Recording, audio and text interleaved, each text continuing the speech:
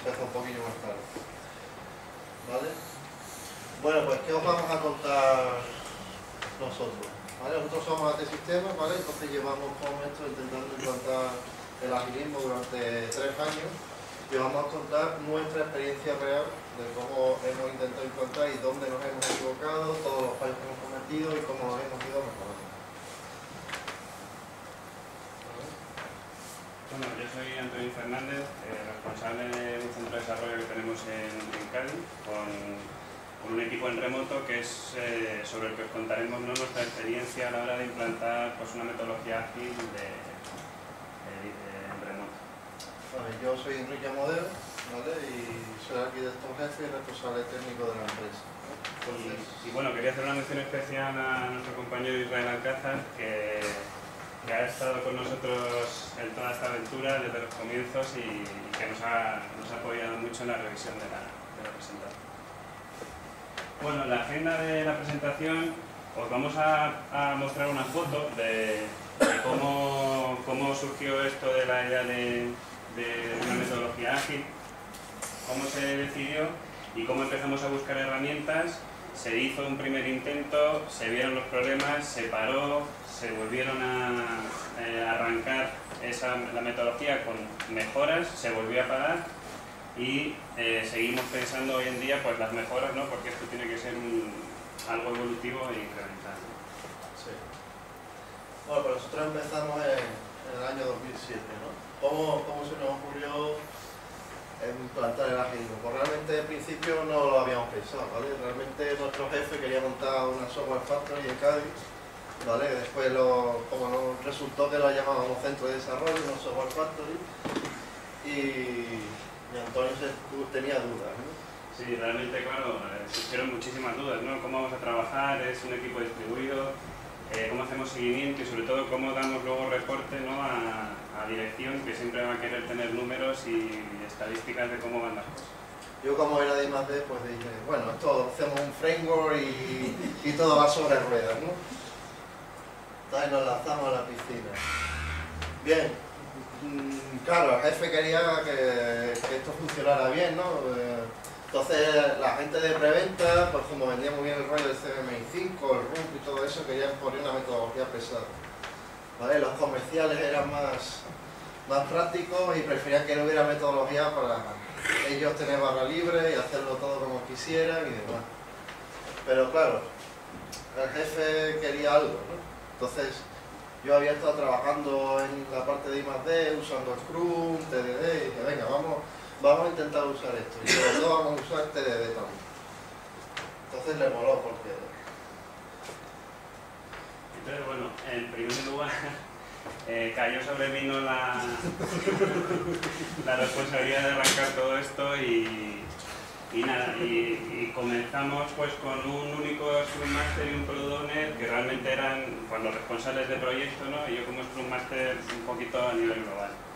Y bueno, empezamos con infraestructura habitual, ¿no? Pues un CVS centralizado en nuestras oficinas de Madrid, una serie de frameworks y conectividad y herramientas pues habitual.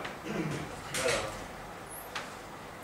¿Cómo conseguimos convencer un poco a la dirección, ¿no? Pues les dijimos, mira, el Scrum es una cosa sencilla, es fácil de explicar, fácil de implantar, no necesitamos hacer un desembolso económico muy grande, es mejor que el CAD, ¿vale? Y como vamos a tener la gente en remoto, queríamos algo que subiera la moral, ¿vale? Entonces, también la dirección era la forma de pensar de que no querían tampoco demasiada burocracia y les gustó, ¿no? Entonces, bueno, al principio, como en otras presentaciones que se han visto en las conferencias, pues claro, empezamos con una gestión en la que en una hoja Excel teníamos nuestro Product Backlog, nuestros Sprint Backlog y el trabajo del equipo se iban mediando en remoto y bueno, era una figura centralizada, ¿no?, que en este caso era yo el que actualizaba esa hoja Excel y entonces a medida que crecía el equipo o los equipos eso era inmanejable.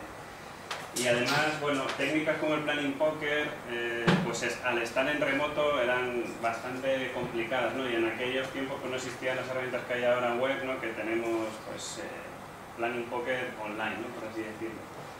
Y la dificultad era la visibilidad del avance, porque tener el tablón de tareas cuando el equipo está pues, en el mismo sitio es muy práctico, pero cuando estamos en remoto pues realmente tenemos ahí muchas dificultades. Bueno, entonces resultó que teníamos que buscar herramientas que nos sirvieran, ¿vale? Entonces bueno, al final la hoja Excel claramente no era eficiente y nos lanzamos a la búsqueda de una herramienta. Una herramienta web.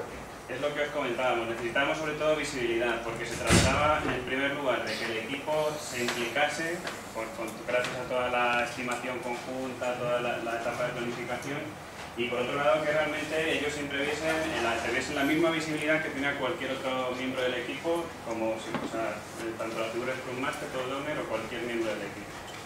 Y bueno, empezamos ahí a buscar herramientas. La primera que encontramos fue Xplanner, que tiene ya bastantes años y que era un desarrollo de J2E de código abierto, con lo cual, gracias a la experiencia que teníamos nosotros en J2E nos permitió particularizarla un poquito.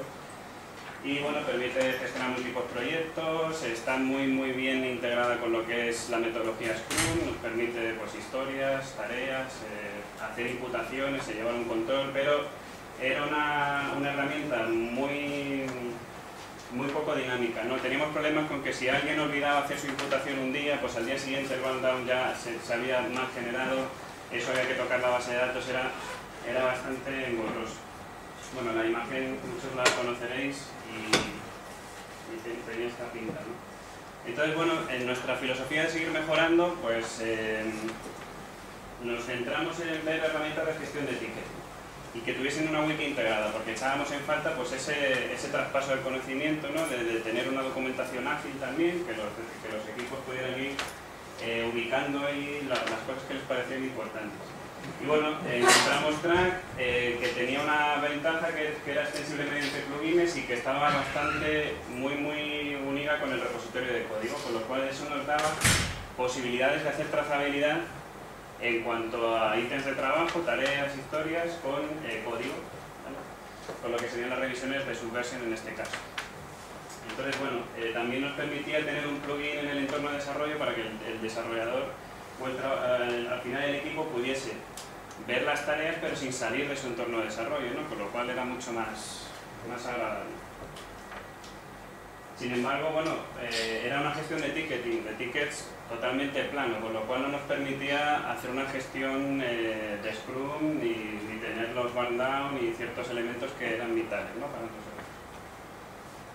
Entonces encontramos un plugin que estaba muy verde en sus orígenes y que es Agilo, que es un plugin que se ubica por encima de Track y lo que nos habilita es pues dar sabores a los tickets de Track, con lo cual ya tenemos requisitos, historia de usuario, tareas y defectos. Y con eso se montan, pues ya tenemos un product backlog, un sprint backlog, una gestión de milestones de Track, como hitos, ¿no? O entregables, un release plan al final, en el que dentro tenemos iteraciones para ir logrando esas entregas. Teníamos ya calendario por miembro del equipo, eso nos permitía ajustar mucho más la capacidad del equipo, ¿no? Tenemos una persona que está al 50%, una persona que está 3 días de vacaciones, todo eso nos permitía, que realmente estos gráficos de burn down, en lo que es la capacidad total, nos diese una visibilidad más realista que otras herramientas. Además, como los gráficos son bonitos, ¿vale? Eso parece una tontería, pero es importante, porque cuando presenta la dirección, si el gráfico es bonito, se queda más contento, ¿no? Y nuestra intención, por supuesto, era ampliar esa visibilidad como centro de desarrollo a que los clientes pudiesen entrar y ver cómo va mi desarrollo, ¿no? Claro. Pues ahí tienes un poquito la Es una cosa importante, visibilidad, ¿no? Que el cliente pueda llegar a ver el estado del proyecto directamente. Lo que os comentábamos antes, teníamos ya métricas automáticas, ¿no? Podíamos tener velocidades basadas en las historias, en la evaluación de puntos de usuario por historia, que se entregaban al final de un sprint. Teníamos una serie de ventajas que ya no teníamos que dedicar trabajo en gestionarlas, sino que la herramienta ya nos la proporciona. Sin embargo, un problema grave de la herramienta es que, claro, Track es un entorno que son entornos separados por proyecto. Son entornos realmente, por así decirlo, independientes unos de otros. Y eso nos daba un problema, que no podíamos sacar informes globales, ni estadísticas,